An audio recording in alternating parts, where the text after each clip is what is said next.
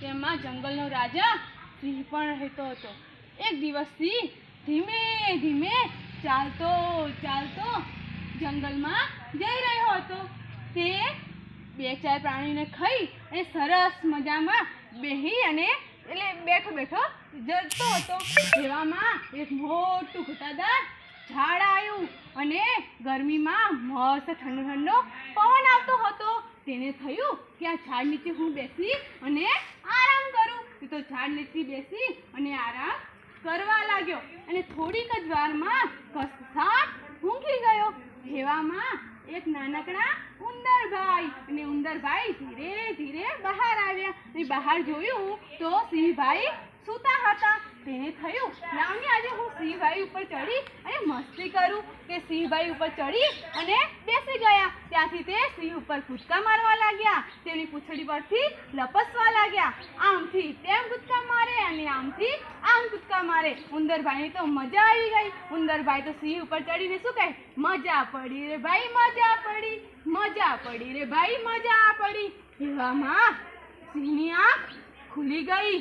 સિંહે તો ત્રાડ મારી અને અચાનક ઉંદરભાઈ તો ગભરાઈ ગયા. તેના તો રૂવાટા બોલાઈ ગયા કે હવે શું થશે. અને સિંહે તો ત્રાડ મારી. ત્યાં તો ઉંદરભાઈ ઝટપટ ભાગીને તેમના દરમાં જતા રહ્યા. સિંહ તો ફાલસો સૂઈ ગયો. સિંહે આ વખતે સૂતો નહોતો.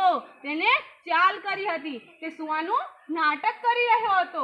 એવામાં ઉંદરભાઈ ફરીથી આવ્યા કે લાવને ફરીથી કૂદકા મારું. અને ફરીથી આવી આમથી તેમ દોડે, આમથી આમ દોડે, પૂંછડી ઉપરથી લપસણી ખાય અને મજા કરવા લાગ્યા.